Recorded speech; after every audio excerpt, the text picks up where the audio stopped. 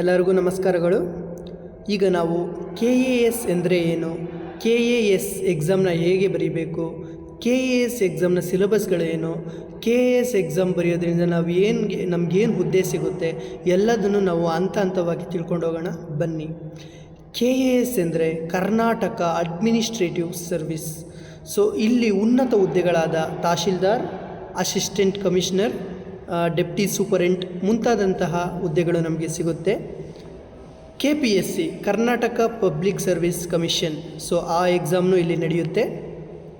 ಯಾರು ಬರೀಬೋದು exam, KAS ಎಕ್ಸಾಮ್ನ ಯಾರು ಬರೀಬೋದು, ಅವರ ಅರ್ಹತೆಗಳೇನು, ಎಲಿಜಿಬಿಲಿಟೀಸ್ ಏನಿದೆ ಅನ್ನೋದನ್ನು ನಾವು ನೋಡ್ತಾ ಹೋಗೋಣ.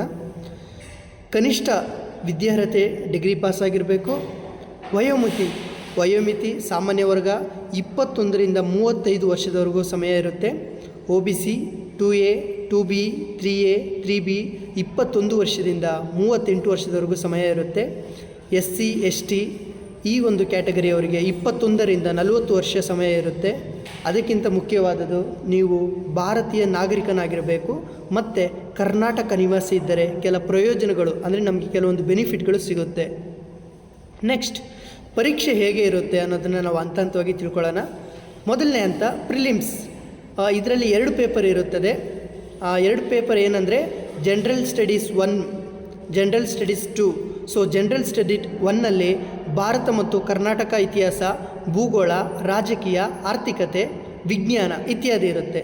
ಜನರಲ್ ಸ್ಟಡೀಸ್ ಪೇಪರ್ 2ಅಲ್ಲಿ ರಾಜ್ಯ ಯೋಜನೆಗಳು, ಪರಿಸರ, ತರ್ಕಶಕ್ತಿ, ಇಂಗ್ಲೀಷ್ ಕಾಂಪ್ರಸಿಷನ್ಸ್ ಇರುತ್ತೆ. ನೆಕ್ಸ್ಟ್ ಇದು ಸ್ಕ್ರೀನಿಂಗ್ ಟೆಸ್ಟ್ ಅಂಕಗಳು ಮೇನ್ಸ್ಗೆ ಅರ್ಹತೆ ನಿರ್ಧರಿಸಲು ಉಪಯೋಗ ಮಾಡ್ತವೆ. Very important. ನೆಕ್ಸ್ಟ್ ಹಂತ ಮೇನ್ಸಲ್ಲಿ ಏನಿರುತ್ತೆ, ಲಿಖಿತ ಪರೀಕ್ಷೆ ಆಗಿರುತ್ತೆ. 9 ಪೇಪರ್ಗಳಿರುತ್ತೆ KASಲ್ಲಿ. ಮೇನ್ಸಲ್ಲಿ ಇದು ಕನ್ನಡ ಮತ್ತು English qualifying papers, essay writing ಪ್ರಬಂಧ ಇರುತ್ತೆ. ಜನರಲ್ ಸ್ಟಡೀಸ್ 1, 2, 3, 4 ಇತಿಹಾಸ, ಸಮಾಜ, ಆರ್ಥಿಕತೆ, ರಾಜಕೀಯ ಯೋಜನೆಗಳು, ನೀತಿ. ಸೊ ಇವಿಷ್ಟಿರುತ್ತೆ. ನೆಕ್ಸ್ಟು ಆಪ್ಷನಲ್ ಸಬ್ಜೆಕ್ಟಾಗಿ ನಾವು ಆಯ್ಕೆ ಮಾಡ್ಕೋಬೇಕಾದ್ರೆ ಉದಾಹರಣೆಗೆ ಸೋಷಿಯಾಲಜಿ, ಪಬ್ಲಿಕ್ ಅಡ್ಮಿನಿಸ್ಟ್ರೇಷನ್, ಹಿಸ್ಟ್ರಿ ಇದು ಆಪ್ಷನಲ್ ಸಬ್ಜೆಕ್ಟಾಗಿ ನಾವು ತೊಗೋಬೋದು. ಇದು ಸಿಲೆಬಸ್ ಆಗಿದೆ, ನೆನ್ಪಿಟ್ಕೊಳ್ಳಿ.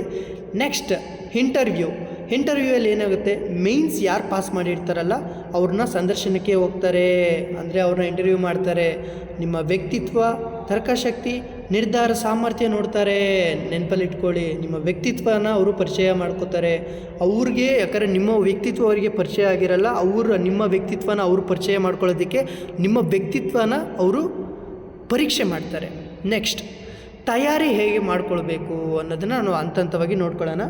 ಮೊದಲನೇದು ಸಿಲೆಬಸ್, ಯಾವ ವಿಷಯಗಳು ಬರುತ್ತದೆ ಅನ್ನೋದನ್ನು ಸಂಪೂರ್ಣವಾಗಿ ತಿಳ್ಕೊಳ್ಳೋಣ.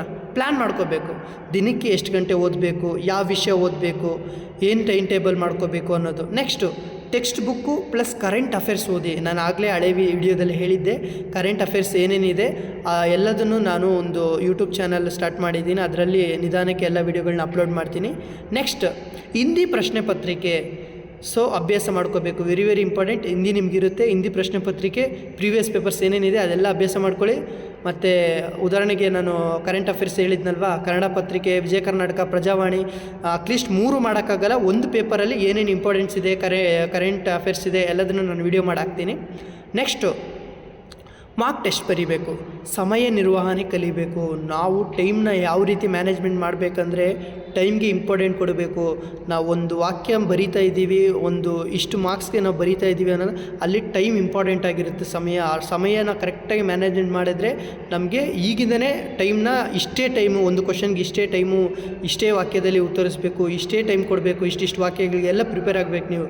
ನೆಕ್ಸ್ಟು ಮರುಪಾಠ, ಮುಖ್ಯ ಅಂಶಗಳು ಪುನಃ ಓದಿ ನೋಟ್ಗಳನ್ನ ಮಾಡಿಕೊಳ್ಬೇಕು. Very important. ನಿಮ್ಗೆ ಏನೇನು ಸಿಗುತ್ತಲ್ಲ ಹೇಳಿರೋ ಸಿಲೆಬಸ್ಸಲ್ಲಿ ಇಂಪಾರ್ಟೆಂಟ್ಸ್ ಏನೇನಿದೆ ಅದನ್ನೆಲ್ಲ ನೋಟ್ ಮಾಡ್ಕೊಬೇಡಿ. ಅಂದರೆ ಒಂದು ಪಾಯಿಂಟ್ ವೈಸಲ್ಲಿ ಚಿಕ್ಕ ಬುಕ್ ಒಂದು ಇಟ್ಕೊಳ್ಳಿ, ಏನೇನು ಇಂಪಾರ್ಟೆಂಟ್ ಇದೆ ಎಲ್ಲ ನೋಟ್ ಮಾಡಿ ಇಟ್ಕೊಳ್ಳಿ. ಮತ್ತು ವೆರಿ ಇಂಪಾರ್ಟೆಂಟ್, ಧೈರ್ಯ ಮತ್ತು ಶಿಸ್ತು ಇಟ್ಕೊಳ್ಬೇಕು. ಮೇಯ್ನ್ ಧೈರ್ಯ ಮತ್ತು ಶಿಸ್ತು 2 ಇದ್ದರೆ ನಾವು KAS ಎಕ್ಸಾಮ್ ಬರೆದು ಪಾಸ್ ಆಗೋದು 100% ಗ್ಯಾರಂಟಿ. ನೆಕ್ಸ್ಟು ಉಪಯುಕ್ತ ಪುಸ್ತಕಗಳು, ಏನೇನು ಪುಸ್ತಕಗಳು ಓದ್ಬೋದು ಅನ್ನೋದು ನಾನು ಹೇಳ್ತೀನಿ, ಕೇಳಿಸ್ಕೊಳ್ಳಿ. Important KPSC KAS general studies. So KPSC ಮತ್ತು KSC ಜನರಲ್ ಸ್ಟಡೀಸ್ನ ನೀವು ಓದ್ಕೋಬೇಕಾಗುತ್ತೆ. NCERT ಬುಕ್ಸ್ 6ರಿಂದ 12ನೇ ತರಗತಿವರೆಗೂ ಕಂಪಲ್ಸರಿ. ನಾನು PSIಗೂ ಹೇಳಿದ್ದೀನಿ, IPSಗೂ ಹೇಳಿದ್ದೀನಿ. 6ರಿಂದ 12ನೇ ತರಗತಿವರೆಗೂ ಎಲ್ಲ ಪುಸ್ತಕಗಳು, ಹಿಸ್ಟ್ರಿ ಆಗಿರ್ಬೋದು, ಜಿಯೋಗ್ರಫಿ ಆಗಿರ್ಬೋದು, ಸಿವಿಕ್ಸ್, ಎಕನಾಮಿಕ್ಸ್ ಆಗಿರ್ಬೋದು, ಎಲ್ಲದನ್ನು ನೀವು ಓದ್ಕೋಬೇಕಾಗುತ್ತೆ. ನೆಕ್ಸ್ಟ್ ಕರ್ನಾಟಕದ ಇತಿಹಾಸ ಮತ್ತು ಸಾಂಸ್ಕೃತಿಕ, ಗೋವಿಂದರಾಯರವರ ಅಥವಾ ಹಂಪಿ ಪ್ರಕಾಶನನ ಪುಸ್ತಕಗಳು. ಸೊ ಈ ಪುಸ್ತಕಗಳನ್ನ ನೀವು ರೆಫರ್ ಮಾಡಬೇಕಾಗುತ್ತೆ. ಮತ್ತು ಇಂಪಾರ್ಟೆಂಟ್ ಹೇಳಿದ್ದೀನಿ, ಡೈಲಿ ಕರೆಂಟ್ ಅಫೇರ್ಸು, ಇದ್ರ ಬಗ್ಗೆ ನಾನೇ ನಿಮಗೆ ಮಾಹಿತಿ ನೀಡ್ತೀನಿ. ಡೈಲಿ ಕರೆಂಟ್ ಅಫೇರ್ಸ್ ಏನೇನು ನಡೀತಾ ಇದೆ ಅದನ್ನು ಸಹ ನೀವು ಓದ್ಕೊಳ್ಳಿ. ನೆಕ್ಸ್ಟ್ ಉಪಯುಕ್ತ ಆದಂಥ ಟಿಪ್ಸ್ ಏನಾದರೆ ಬೇಕು ಅಂದರೆ ಪ್ರತಿನಿಧಿನ ನೀವು ಕನಿಷ್ಠ 6ರಿಂದ 8 ಗಂಟೆ ಓದಬೇಕು. ನಾನೇನು ತಮಾಷೆ ಮಾಡ್ತಾಯಿಲ್ಲ. ಇಲ್ಲಿ ಕಾಲೇಜ್ಗೆ ಬಂದು ಹೋಗಿ ಎದ್ದೋಗೋದು ಇವೆಲ್ಲ ನಿಮಗೆ ಆಟ ಅಂತ ಅನಿಸುತ್ತೆ ನಿಮಗೆ. ಬಟ್ ಓದೋದ್ರಲ್ಲೂ ಬೇರೆ, ನೀವು ಕಾಲೇಜಿಗೆ ಬಂದು ಹೋಗೋ ಸಮಯ ನಾನು ಹೇಳ್ತಾ ಇರೋದು. ಬಟ್ ಅದೇ ಸಮಯನ ನೀವು 6ರಿಂದ 8 ಗಂಟೆ ಪ್ರತಿದಿನ ಕನಿಷ್ಠ, ನಾನು ಹೇಳ್ತಾ ಇರೋದು ಕನಿಷ್ಠ 6ರಿಂದ 8 ಗಂಟೆವರೆಗೂ ಓದಬೇಕು. ಇದನ್ನು ನೀವು ಮಾಡಿದರೆ ಮಾತ್ರ ನೀವು ಪಕ್ಕ KS ಎಕ್ಸಾಮ್ ಪಾಸ್ ಆಗೋದು. ಮತ್ತು ನೋಟ್ಸ್ ಮಾಡ್ಕೋಬೇಕು ಚಿಕ್ಕ ಚಿಕ್ಕ ಪಾಯಿಂಟ್ಗಳಲ್ಲಿ, ಅದನ್ನು ಮರಿಬಾರ್ದು. ಕನ್ನಡ ಭಾಷೆ ಬಲಪಡಿಸಿ. ನಿಮ್ಮ ಕನ್ನಡ ಭಾಷೆಗೆ ನೀವು ಫಸ್ಟ್ ಪ್ರಿಯಾರಿಟಿ ಕೊಟ್ಟು ನಿಮ್ಮ ಕನ್ನಡ ಭಾಷೆ ಸ್ಟ್ರಾಂಗ್ ಆಗಿರಲಿ, ಚೆನ್ನಾಗಿ ಕಲ್ತ್ಕೊಳ್ಳಿ. ಪ್ರಶ್ನೆ ಪತ್ರಿಕೆಗಳಲ್ಲಿ ಟೈಮ್ ಮ್ಯಾನೇಜ್ಮೆಂಟ್ ಕಲೀರಿ. ನಾನು ಆಗಲೇ ಹೇಳಿದೆ, ಒಂದೊಂದು ಪ್ರಶ್ನೆಗೆ ಇಷ್ಟಿಷ್ಟು ಆನ್ಸರು, ಇಷ್ಟಿಷ್ಟು ಟೈಮ್ನ ಅಂತ ಸೆಟ್ ಮಾಡ್ಕೋಬೇಕು. ಟೈಮ್ ಮ್ಯಾನೇಜ್ಮೆಂಟ್ ಮಾಡೋದು ನೀವು ಕಲ್ತ್ಕೋಬೇಕು. ನಿತ್ಯ ಪತ್ರಿಕೆ ಓದಬೇಕು. ಸೊ ಅದೇ ಹೇಳಿದ್ನಲ್ಲ, ಡೈಲಿ ಕರೆಂಟ್ ಅಫೇರ್ಸ್ ಏನೇನು ಇರುತ್ತೆ ಅಂತ. ಸೊ ಯಾವುದಾದ್ರೂ ಒಂದು ಪ್ರಶ್ನೆ ಪತ್ರಿಕೆ ತೊಗೊಳ್ಳಿ, ಪತ್ರಿಕೆ ತೊಗೊಳ್ಳಿ, ಅಂದರೆ ನ್ಯೂಸ್ ಪೇಪರ್ ತೊಗೊಳ್ಳಿ. ನಿಮ್ಗೇನಿದೆ ಅದನ್ನು ನೀವು ಡೈಲಿ ಓದ್ಕೊಳ್ಳೋಕ್ಕೆ ಸ್ಟಾರ್ಟ್ ಮಾಡಿ. ಆಮೇಲೆ 21 ವರ್ಷ KSಗೆ ತಯಾರಿ ಪ್ರಾರಂಭಿಸುವುದು, ದಿನನಿತ್ಯ ಓದುವುದು, ನಿಯಮಿತ ಅಭ್ಯಾಸ, ಧೈರ್ಯ ಹಾಗೂ ಸ್ಮಾರ್ಟ್ ಪ್ಲಾನಿಂಗ್ ಮಾಡಿದರೆ ಖಂಡಿತ KS ಅಧಿಕಾರಿ ಆಗಬಹುದು. ವೆರಿ 21 ವರ್ಷದಿಂದ KS ತಯಾರಿ ಪ್ರಾರಂಭಿಸಬಹುದು. ಪ್ರೆಸೆಂಟ್ ಈಗ ನನಗೂ 20 ವರ್ಷ ಆಗ್ತಾಯಿದೆ, ನಾನು ತಯಾರು ಮಾಡ್ತಾಯಿದ್ದೀನಿ. ಸೊ ನನಗೆ ಗೊತ್ತಿರೋ ಇನ್ಫಾರ್ಮೇಷನ್ ನಾನು ಶೇರ್ ಮಾಡ್ತೀನಿ. ದಯವಿಟ್ಟು ನನ್ನ ಚಾನಲ್ ಸಬ್ಸ್ಕ್ರೈಬ್ ಮಾಡಿ. ನಿಮ್ಗೆ ಏನೇ ಇದ್ರೂ ನನಗೊಂದು ಕಮೆಂಟ್ ಮಾಡಿ. ನಾನು ನಿಮ್ಗೆ ಯಾವ ಥರ ವೀಡಿಯೋ ಇದ್ದರೂ, ಯಾವ ಕ್ವಶನ್ ಪೇಪರ್ ಸಾಲ್ವ್ ಮಾಡೋದಿದ್ರು ನಾನು ಮಾಡ್ತೀನಿ. ಈ ಇನ್ಫಾರ್ಮೇಷನಿಂದ ನಿಮಗೆ ಸ್ವಲ್ಪ ಐಡಿಯಾ ಬಂದಿದೆ ಅಂತ ಅನ್ಕೋತೀನಿ. Thank you so much. ಧನ್ಯವಾದಗಳು.